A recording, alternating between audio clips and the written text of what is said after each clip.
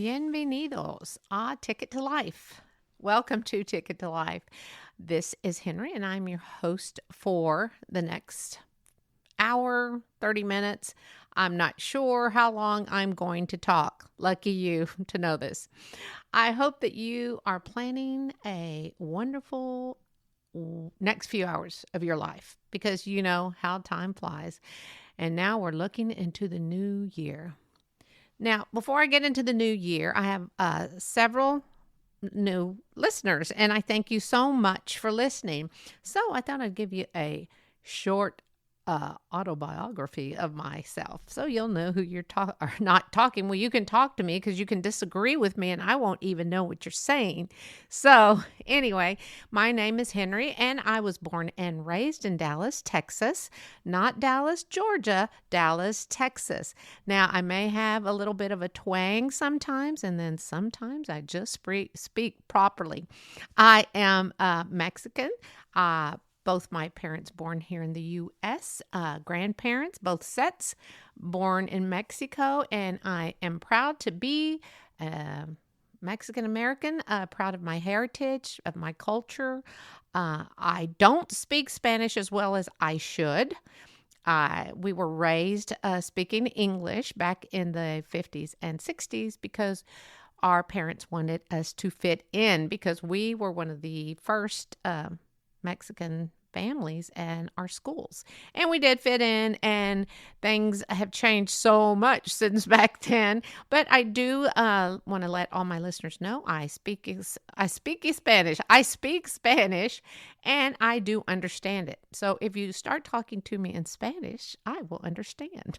My dad was a drummer.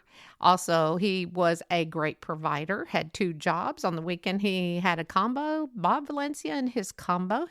And he also worked as a dock supervisor. And when I say dock, we do not have ships here. I mean a dock supervisor at a warehouse. It was a big warehouse back in the day here in Dallas called Alfords, Alfords. They are no longer, but right in front of them was the Dallas Sportatorium. And that was a big deal for wrestlers. And now there's a new movie coming out about the Von Erich family and the Dallas Sportatorium. So he used to work part-time there. My mom was a wonderful stay-at-home mom, and she had 4 of us to raise. And guess what? She did not turn gray until she was in her 50s. So we could not have been that bad of kids. And I do have 2 sisters, and I do have a brother, and I am the baby of the family. When my sisters or brothers still introduce me as, oh, and this is Henry. She's our baby sister. She's the baby of the family. So you know what? Used to hate it when I was a kid, but being 65, I'm kind of liking it, knowing I'm the baby of the family. But anyway, I am married, been married for 40 years. It's January 1st will be our anniversary, and we will be married 40 years. I have 2 wonderful children that I am so proud of. I have a son and a daughter. And my son, he is the oldest, just had their first baby. He is married to a wonderful girl. She's a hygienist, so we have to be careful when we smile because we want to make sure our pearly whites are white. When we met her, it was a funny thing. We met her and we were all like freaked out about our teeth all of a sudden. But anyway, she's wonderful. We have a grandson with them, and I have my wonderful daughter who is a mini me. People look at her and say, oh, so that's what you're going to look like when you're older. And I say, I am so sorry, but this is who I am. And she is married to a wonderful man, and I am so proud of my kids. And I have 2 beautiful granddaughters, but they have just moved to Kansas. My son-in-law just got a promotion with his company, and they moved, and it is a hard thing to do when you go our close family, and we are a very close family. We love each other. We just are. We have good memories, and we're still making them. Just because she's in another state does not mean we cannot make good memories. So on that note, pretty much I was a stay-at-home mom. Then I used to work part-time as a Mother's Day out teacher for preschool. And then I worked at my church. Now there is a job working at a church, and it's your own church. Sometimes you find out way too much stuff about the parishioners in the church. It was like, ooh. And then from there, I worked for a school district. And I was the admin assistant / secretary of the school. I knew everything and everyone, and I could have told you stories. I used to have the supply closet, and if a teacher had something to say, she would pull me in there. I used to call it my confessional booth. And like I said, I knew pretty much everything, but those are wonderful memories there working there, because I still have very close ties with the people I worked at the school. Working at a school is, now that's a job.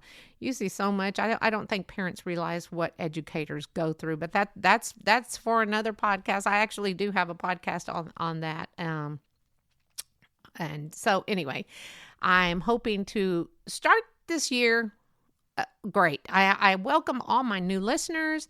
I thank WDJY 99.1 FM, Hype Media Global, for airing my podcast on their radio station in Metro Atlanta. I am thrilled. I can't tell you how exciting that was for me when I got that email and met with the producer on the phone. It was great. It was great. And I'm so thankful. And speaking of being thankful, I don't listen to, I listen to a lot of music, any kind of music. I'm not really an opera person. Perhaps I need to give it a chance, but, I love music, and because my dad was a drummer and we had music playing in our house all the time. There was always music. And now I usually have some sort of music, like downstairs right now, there's music playing. No one's here except Arthur, our dog. Anyway, I do love music, and it wasn't until probably 6-7 years ago. Believe it or not, I'm a Texan, and I love being a Texan, but I did not like country music. My daughter introduced me to country music, and I kept calling it country western music. Country western. I guess that's old school. But anyway, she did introduce me to country music, and I don't like the real twangy stuff, but I do like the music. I mean, there's like so many stories in the music, and all sorts of music. They're just not about love and heartbreak, but there is a song by Tim McGraw. Some of the words, it's called Humble and Kind. And some of the words are just simple things that I would think that we should already be doing, or our parents should have taught us to do. And it says, it may not make sense. You have to hear the song. And it's not a twangy song. It is actually a very mellow and sweet song. And it is, and one of the words, or some of the lyrics are, hold the door and say thank you. Don't steal and don't cheat. And of course, it says don't lie.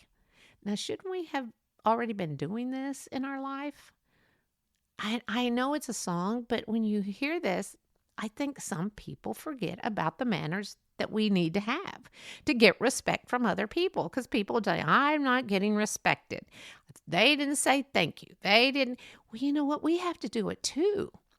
So I think that it's a good way to start the new year is to be humble and kind. I think we can all be a little bit humble about our lives and kindness. It costs you nothing.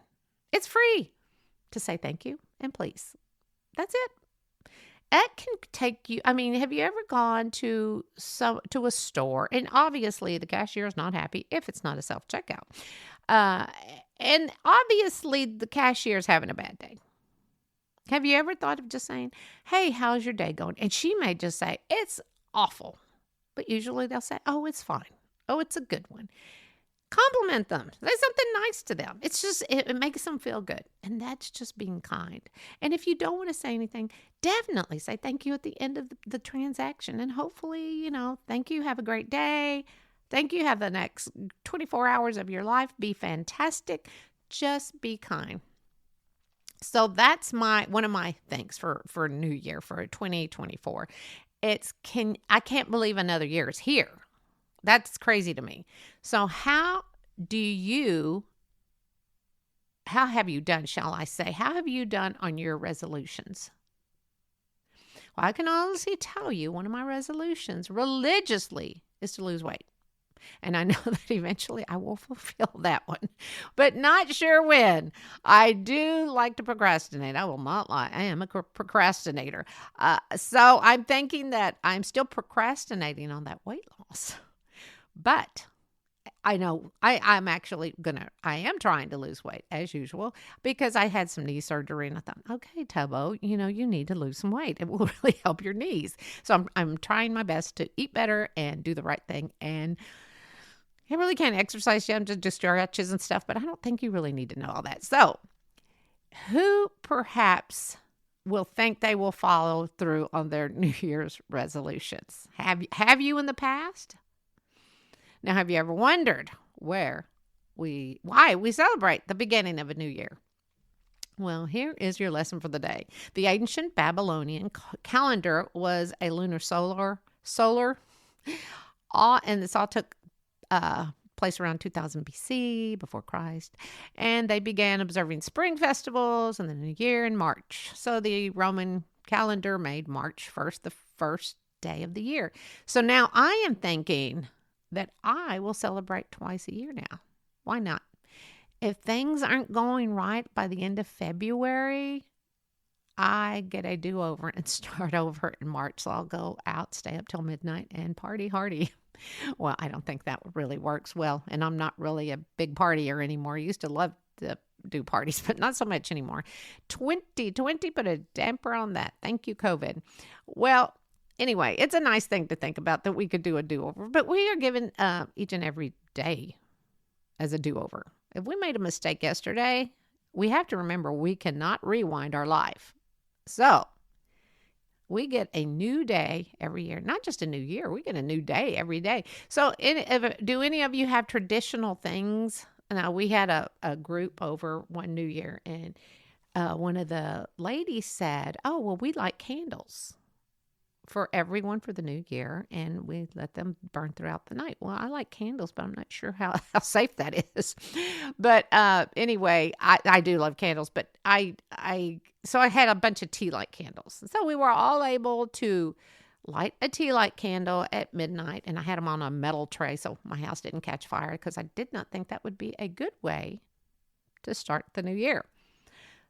So some of the customs are, I know in Mexico they eat grapes. They're eaten at midnight to symbolize the new year. Black-eyed peas is a traditional dish, not just from the South. Everybody's like, oh, that's all they do in the South. No, it is not just from the South. It actually started over more than 1,500 years ago. And it was, it was for the Jewish holiday, Rosh Hashanah. The Jewish New Year, Rosh Hashanah. Also, don't forget, black-eyed peas are good for fiber. So let's hope you go home alone that night after New Year's Eve party, if you get my drift, because they're full of fiber, folks. And if you're having black-eyed peas, you want to go home alone, unless, of course, you're married. That's when you wish you had twin beds, right? I know, and I also know that we are all hoping for that midnight kiss with someone special. And some of us are still longing for that midnight kiss with someone special. Or maybe you had that special kiss already in your life. Unfortunately, you have no earthly idea who it was with or where you were at the time. That is never a good sign. So if that has happened, I would X out that special kiss you remember, but you don't remember who it was with, and start waiting for the next real midnight kiss that you will remember who you were with and where you were. Now, that's a sign that you really had too much fun. Now, I'm not judging. I just know your limits when you go out. I know my limits. Now I do. Back in the day, I did not, but I know them now. So those are the, and one good thing I have to tell you, or a lot of fun, was when I turned 50, we went to New York. Oh, if you have never been to New York, trust me, that is one place you want to go for New Year's. If it's on your bucket list, you really need to you really need to go. Save your money and go. And we didn't stay on out in the street there on Broadway. We did not do that. We thought, oh, well, we will go and we will go to a party because they have parties. I don't know how many people know this, but they do have parties, and you pay to stay at one of the restaurants. And ours, we just picked, it was my whole family, and we went to TGIF, and it was great. The food was great. It was wonderful. They gave you the little hat and shirt and all this stuff. But it was a lot of fun. So it's getting near midnight. We had spoken to our waiter, and his name was KB. Don't ask me why I remember his name. That was so long ago. And he said, well, he's from New York. It's like, it's not a big deal. The ball drops. And I was like, oh, okay. So we're just going to stay inside the restaurant? No, no, no, no. All of a sudden, God must have slapped me on the side of the head and said, you're in New York City. You need to go out there and watch the ball drop. So I said, let's go. So my sister and my husband and the kids, we all just hurried and went outside the front door. Oh my gosh, we did not know that the ball was right in front of TGIF. It was the most exciting time. We got there just in time for the countdown. I think they were on 15 and we were 15, 14. Anyway, but it was so exciting. And so if you ever have a chance to do that, do it. Save your money. Go to one of the parties, and it's just fabulous. I myself love New York. Haven't been in a really long time, but my nephew and my niece live in Cold Springs, New York, so it's about 2 hours from Manhattan. But anyway, it's a lot of fun. New York, if you've never been, now if you like crowds, you probably should go because it's fun. But if you don't like crowds, I'm just telling you, there's going to be crowds. But it is fun. It's exciting. And New York is a city of energy. It is so full of energy, and it's just fabulous. And there's so much to see. And the people are very kind. You always hear that they get a bum rap in New York, but we loved it. People are kind. You're not sure where the heck you're going. You ask someone. If you don't have, well, of course we have everything on our smartphones now. Back in whenever it was we went, it was we had maps, and we had a book for which way the subway would go. But anyway, so now when we go again, because I do plan to go back and visit, we will have all that information on our phone, which I am so excited. So again, if you do have the chance, you really, really need to try to do that. So the next thing was this past year all you hoped for?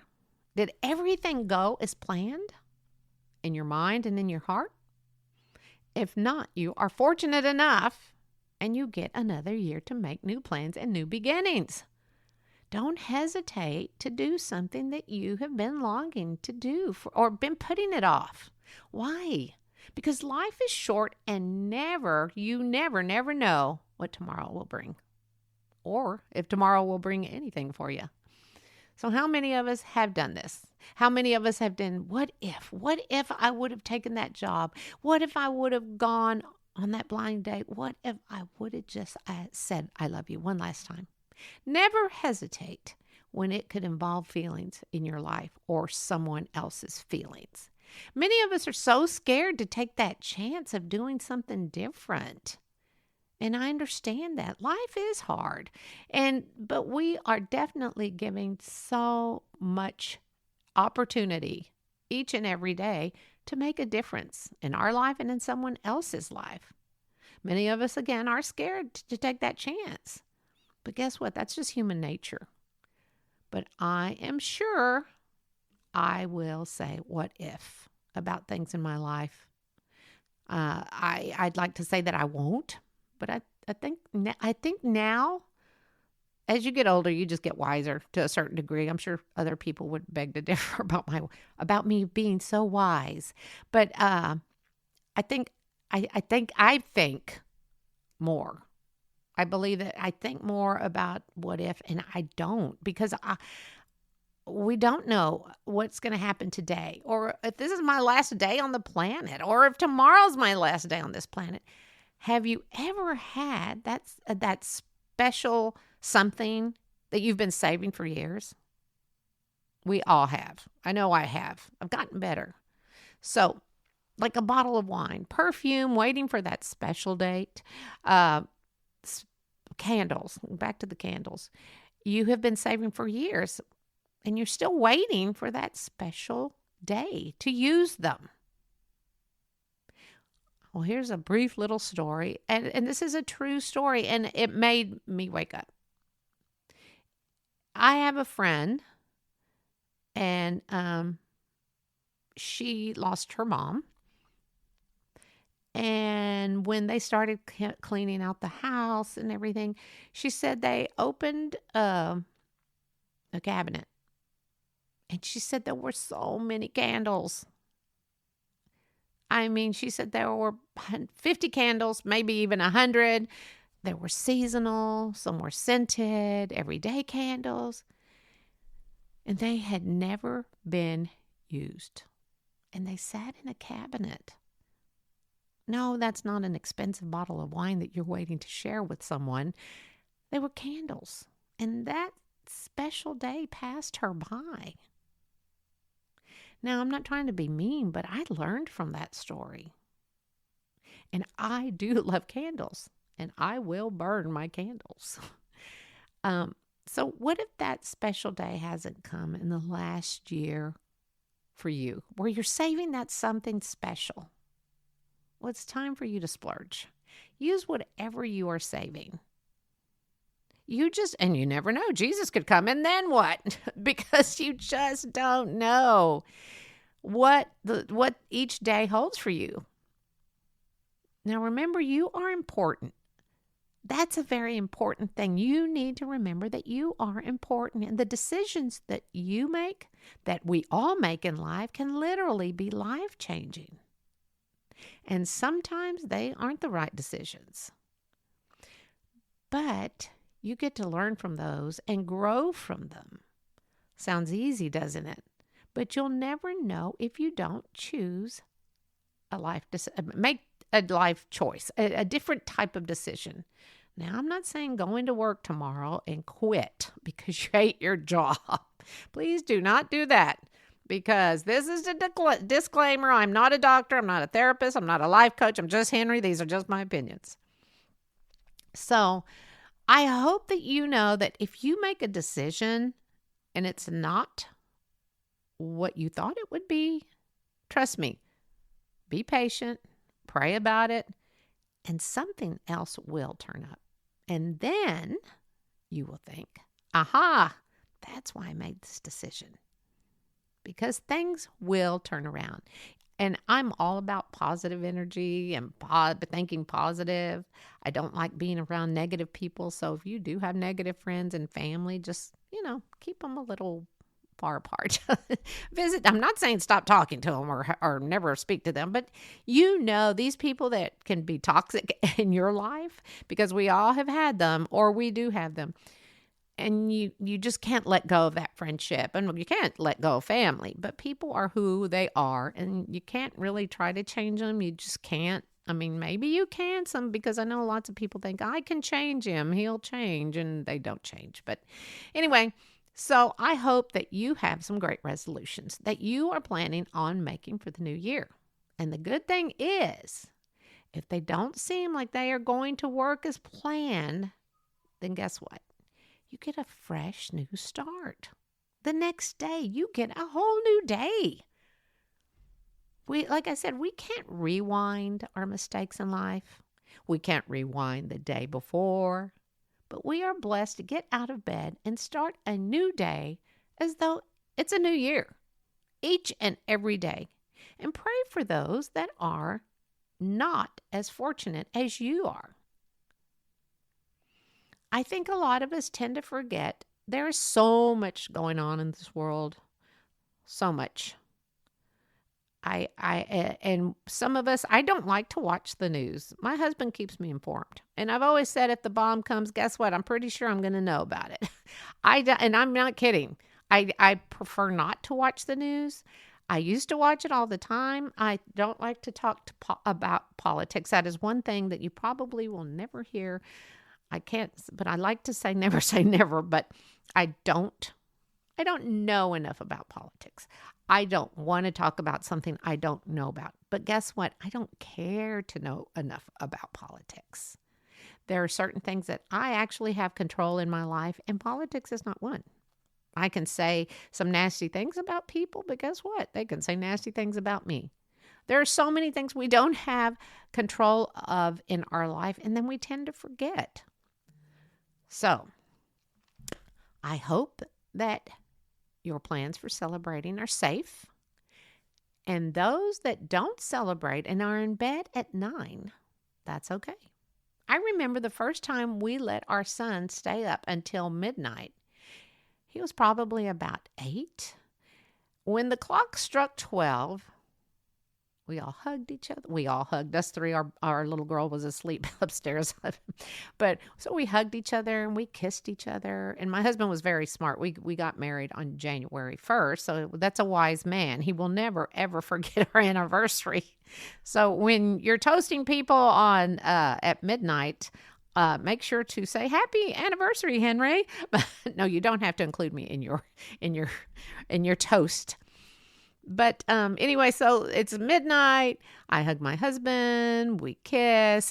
We have a song. It's by Olivia Newton-John, and it's called Suddenly. A lot of people have never heard of this song. It was from a movie called Xanadu back in the 80s. But anyway, so we always play that after Auld Lang Syne, and then we dance. But my son is there, and he's there, and we hug him, and then we kiss him, and he looks at us and says, "Wait, is this it? That this is what the new year is?" And we're like, "Yeah." I am sure he was expecting so much more, but pretty much that's it. Honestly, a hug and a kiss and off to bed. So no matter how you celebrate, be safe, and please don't drink and drive. That definitely is not a good way to start a new year. If you go out, make sure you have a designated driver. And now I sound like your mother, don't I? Because I am a mother. Anyway, happy 2024. And I hope that 2023 was good to you. And if it wasn't, guess what? You get a whole new year to start all over. I pray for peace, and I pray for you, and go find your blessings. This is Henry, and thank you for listening to Ticket to Life. Until next week, go find your blessings.